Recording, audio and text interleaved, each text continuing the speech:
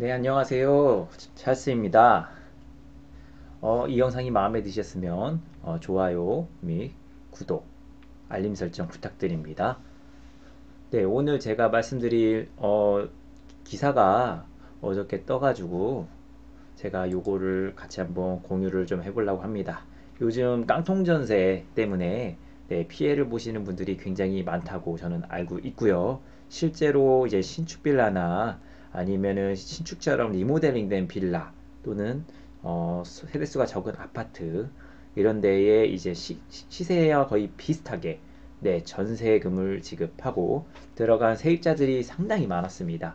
그동안 한동안 저금리 기조가 있었기 때문에 어, 저렴하게 전세자금 대출로 들어가신 분들이 있는데 뭐 요즘이야 금리가 많이 올라서 어렵다 하더라도 뭐 21년도 뭐 20년도 뭐 요때 전세 들어가신 분들이 대부분 좀 저렴하게 들어가신 분들이 많거든요. 네, 그래서 그런 분들이 거의 시세와 근접한 이게 이제 어, 전세가로 집에 들어가게 되다 보니까 이 물건이 경매로 팔리더라도 이제 시세보다 조금 저렴하게 낙찰돼서 보증금을 일부 잃는 네, 그런 분들도 있고 네, 여기에서 이제 나오는 이제 세금 체납 문제 때문에 선순위로 들어갔음에도 불구하고 네, 근저당이나 압류 아무것도 없이 등기부 등본이 아주 깨끗한 상태에서 네, 이 전세로 이제 최선순위 세입자로 들어갔음에도 불구하고 네, 국세 완납 증명, 지방세 완납 증명을 확인을 하지 않아서 네, 깡통 전세가 돼버린 네, 그런 사례들이 있습니다. 물론 요 후자 같은 경우는 국세 완납 증명서를 발급받기가 상당히 어려웠어요. 임대인이 떼주지 않으면 확인할 수 있는 방법이 없었고 공인중개사 사무소에서도 임대인에게 국세 완납증명서나 지방세 완납증명서를 요청을 할 수 있지만 그분들이 제출하지 않거나 그러면은 어떻게 할 방법이 없거든요. 그렇다고 그 임대인을 우리들의 그 부동산에서 고객 리스트에서 빼버릴 수도 없어요. 왜냐면 그 동네의 임대인이기 때문에 여기서 부동산을 영위하는 한 끝까지 이 사람이 집을 팔기 전까지는 끝까지 고객으로 모셔야 되는 상황이거든요. 그렇기 때문에 그 사람이 국세 완납, 지방세 완납 증명서를 제공하지 않는다고 해서 그 사람을 배제할 수가 없다 보니까 결국은 계약은 어떻게 해서든 진행을 해요. 진행을 하지만 이제 중개업자 같은 경우도 어느 정도 이제 빠져나가기 위해서 이런 문제를 빠져나가기 위해서 임대인에게 이런 서류를 요구했음에도 불구하고 임대인은 이 서류를 제출하지 않았다. 그 얘기와 이거를 이제 임차인에게 알렸다라는 거를 네, 이제 그 내용을 이제 확인 설명서에 이제 기재를 하게 됩니다. 그럼으로써 이제 중개업자는 어느 정도 이제 빠질 수가 있는데 일단 요 지금 더불어민주당에서 지금 일단 다수당이기 때문에 제가 봤을 때 이거는 통과될 것 같고요. 그리고 이거는 꼭 통과돼야 한다고 저는 생각을 하고 있습니다. 그 이유는 듯이 네, 1순위로 전세를 들어간다 하더라도 이 1순위로 전세를 들어가도 0순위로 있는 게 뭐죠? 아까 말씀드렸듯이 국세, 법정 기한이 빠른 국세, 지방세,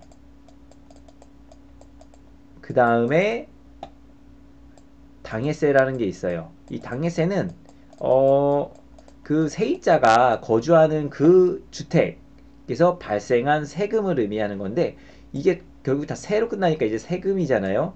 지금 아무리 선순위 입차인 등기부를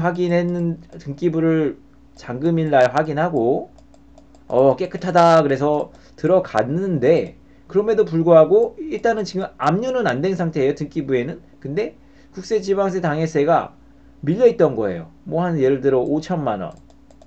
5천이 밀려 있었는데 내라 하면서 임대인에게 이제 내용 증명이라고 해야 되나? 네, 통지를 하죠. 어, 당해세를 내세요. 국세를 내세요. 그래서 통지를 하는데 한 세 차례 통지를 하고 그 다음에 이제 압류를 하겠죠. 압류 등기가 들어갈 텐데 이 세 차례 될 이 사이에 이젠 세입자가 선순위로 들어간 거예요.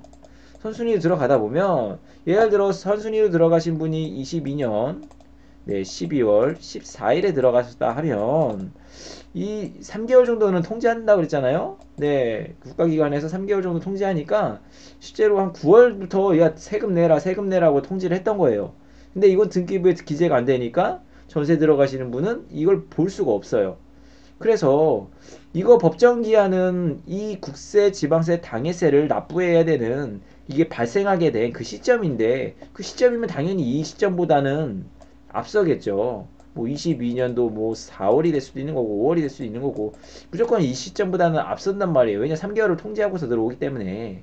네, 그렇기 때문에 나중에 이게 공매나 다른 어떠한 채권과 경합이 있어서 경매나 이렇게 진행이 된다면 선순위 세입자임에도 불구하고 요 5천만 원에 대해서는 떼인다는 거죠. 즉 1억 원에 전세를 들어가게 됐는데 나는 최선순위자야. 이거 1억 3천 정도 되는 물건이니까 나 1억에 들어가.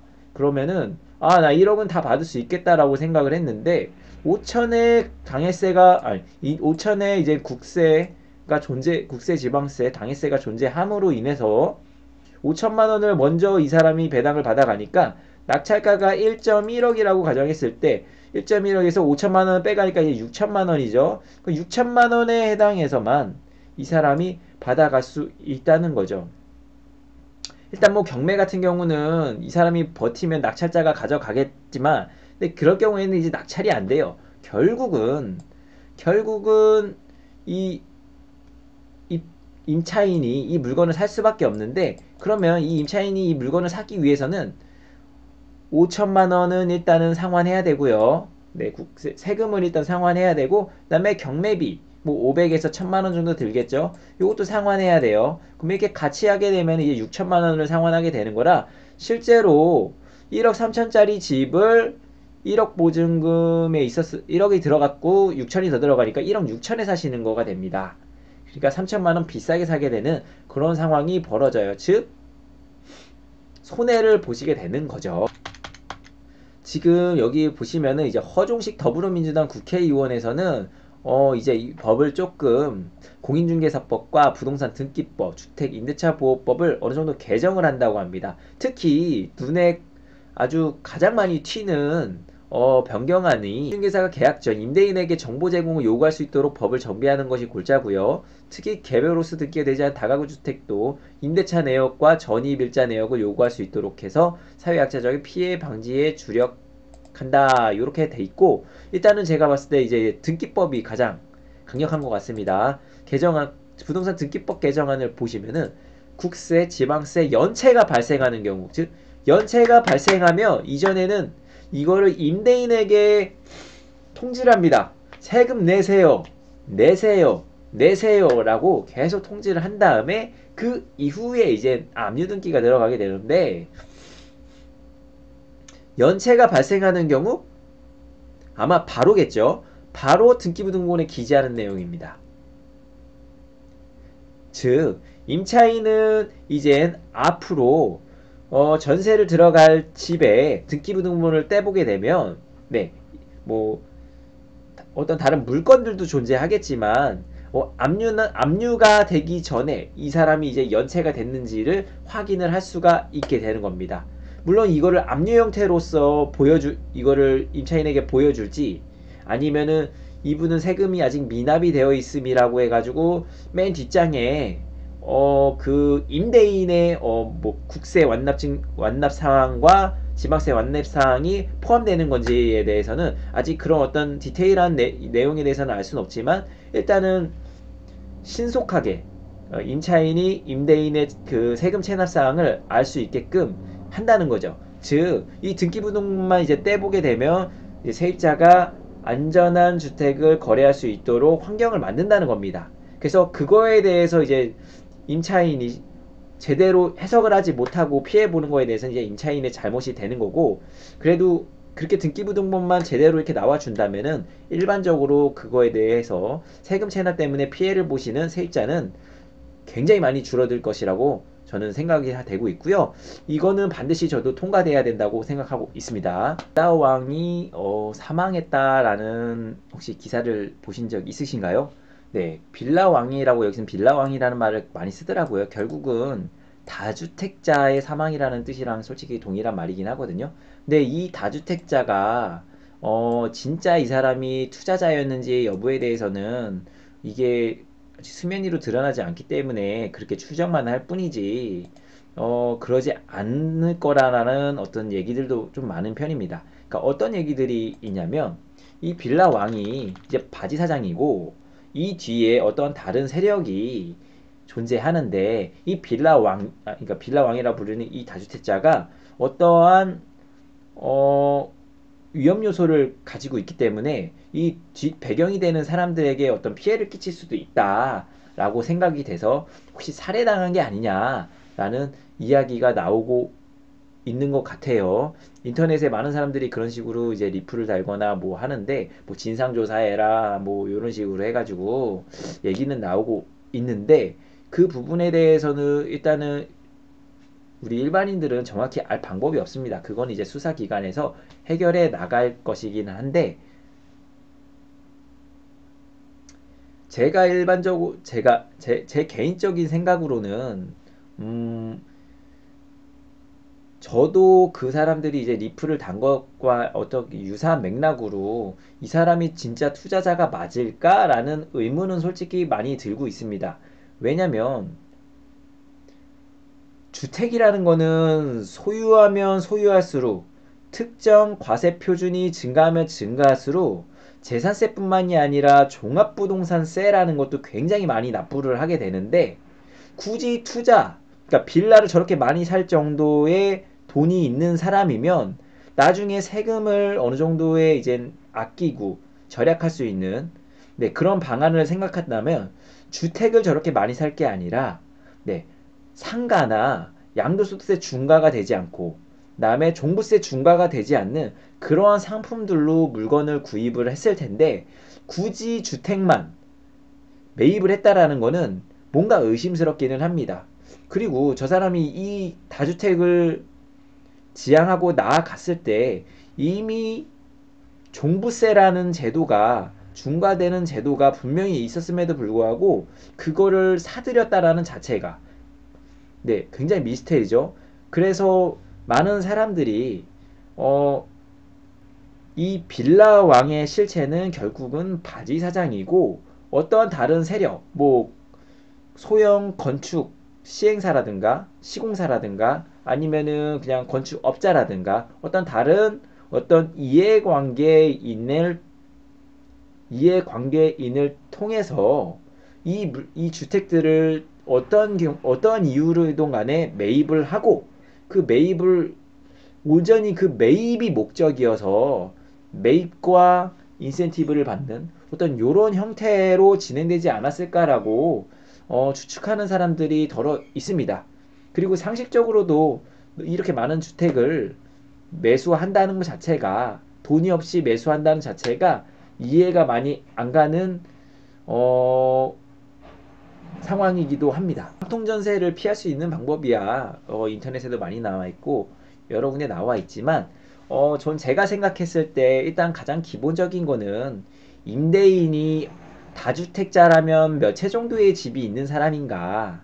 보통 이렇게 사기를 치는 그 바지명의인 같은 경우에는 집이 많을 수밖에 없어요. 왜냐면 이게 일이기 때문에 그냥 등기 가져오는 게 이 사람의 일입니다. 그렇기 때문에 집이 굉장히 많아요. 네. 그리고 등기부등본이 지저분하죠.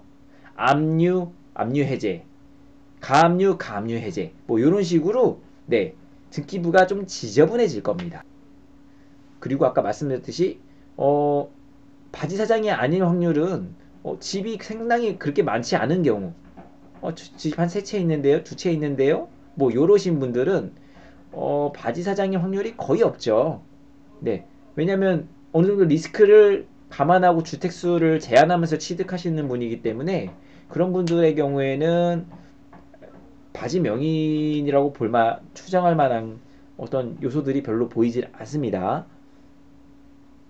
그리고 직장을 다니시는 분들, 어느 정도 이제 안정적인 직장이든 어떤 그냥 직장이든 이분이 이 부동산의 어떤 소득을 버는 사람이 아니라 다른 직업을 가지거나 사업을 영위하거나 하는 분들이 보유한 물건을 전세를 얻을 때에는 조금 더 이게 깡통 전세의 확률이 많이 줄어들어요. 그래서 어, 부동산을 통해서든 직거래를 하시는 경우 그 사람이 어떤 회사를 다니는지 물어보시거나 아니면 그 사람의 명함을 받을 수 있으면 그 명함을 받아가지고 네 그걸 이제 확인할 수 있을 정도가 되면 크게 전세를 구하는 데 있어서 아 이게 깡통 전세가 될 수도 있겠다라는 어떤 리스크는 확실히 많이 줄일 수는 있습니다.